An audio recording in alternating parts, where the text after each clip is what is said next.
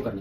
दुसरी गोष्ट, तुम्हाला सगळ्यात पहिले साध्या दवाखान्यात जाणे किंवा इतर कुठेही जाणे हे पूर्णपणे टाळा। सगळ्यात पहिले तुम्हाला अँटीव्हेनम जिथं अवेलेबल आहे त्या दवाखान्यात जाणं गरजेचं आहे। प्राथमिक आरोग्य केंद्र असू दे किंवा उपजिल्हा रुग्णालय असू दे किंवा जिल्हा रुग्णालय असू दे किंवा एखादं मोठं प्रायव्हेट हॉस्पिटल असू दे, तुम्हाला तिथं तातडीनं जाणं गरजेचं आहे। आणि त्याच्यासाठी एक गोल्डन आवर म्हणतात। गोल्डन आवर म्हणजे काय, 1 तास जो असतो पहिला तो खूप महत्त्वाचा असतो।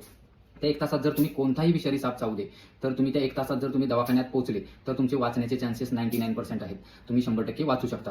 पण जर तुम्ही डिले केला, त्या सापाला शोधत बसले किंवा फालतू काही करत बसले तर तुमचा चान्स कमी होतो। जर तुम्ही अँटीव्हेनम घेतलं, अँटीव्हेनम तुम्हाला सलाईनमधून दिलं जातं, ते अँटीव्हेनम घेतलं तर त्याच्यानंतर तुमचं काम खूप हलकं होऊन जातं डॉक्टरांचं, की त्यानंतर तुम्हाला जर व्हेंटिलेटर लागला तर तुम्हाला अँब्युलन्समध्ये व्हेंटिलेटर देऊन तुम्हाला आयसीयूत जरी न्यायला लागलं तरी आयसीयूत नेता येऊ शकतं। म्हणजे सगळ्यात पहिलं जे आहे ते अँटीव्हेनमचं सलाईन तुम्हाला लावणं सर्वात अत्यावश्यक आहे, सर्वात पहिली गोष्ट आहे।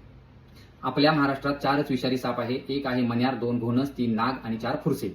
तर सगळ्यात डेंजर साप आहे मण्यार। हा डेंजर का आहे तर ह्याचा जो चावा आहे तो सहजासहजी कळत नाही। हा लोकवस्तीत जास्त आढळतो। तुम्ही जर झोपलेले असाल तर झोपेच्या क्षणी जर तुम्हाला येऊन तो चावला तर तुम्हाला कळत सुद्धा नाही बऱ्याच अंशी की कोणी येऊन आपल्याला चावले। ह्याचा चावा जो असतो हा एखादा मोठा मच्छर चावलाय किंवा एखादा काहीतरी तुम्हाला पायाला थोडं हलकं लागले असं वाटतं। आणि दुसरी गोष्ट, तुम्ही काहीतरी चावले म्हणून जरी लक्ष देऊन बघितलं तरी ह्याचे बाईट मार्क्स तिथं राहत नाहीत। बाईट मार्क्स दिसत नसल्यामुळे ह्याला मी डेंजर म्हणतो किंवा वैज्ञानिकदृष्ट्या ह्याला खूप डेंजर म्हटलं गेलं की तुम्हाला हा चावलेला कळत नाही। दुसरी गोष्ट, हा लोकवस्तीत जास्त आढळतो। आणि तिसरी गोष्ट, हा रात्रीचा जास्त फिरतो, कारण हा निशाचर आहे, रात्रीची शिकार करायला बाहेर पडतो।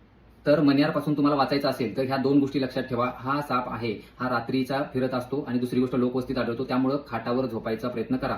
खाटाखाली झोपले तर तुम्हाला तो चावू शकतो, तो खाटावर सहसा चढत नाही। ही एक गोष्ट झाली। आणि दुसरी गोष्ट काय, जर तुम्हाला कुठं तुम्ही शेतात जात असताना रात्री अपरात्री किंवा बाहेर फिरत असताना जर काही मोठा डास चावल्यासारखे किंवा काहीतरी टोचल्यासारखं एकदम जोरात वाटलं तर पुढचे 1-2 तास स्वतःला ऑब्झर्व करा। जर तुम्हाला जोरात पोटात दुखायला लागलं किंवा उलट्या व्हायला लागल्या किंवा तुम्हाला अस्वस्थ वाटायला लागलं, श्वास घ्यायला त्रास व्हायला लागला तर त्वरित अँटीव्हेनम असणाऱ्या दवाखान्यात ऍडमिट व्हा।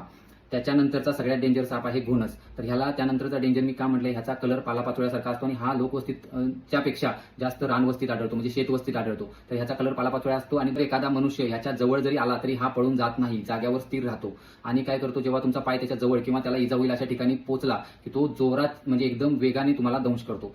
जगातल्या सर्वात वेगवान दंश करणाऱ्या सापांपैकी एक आहे घोणस।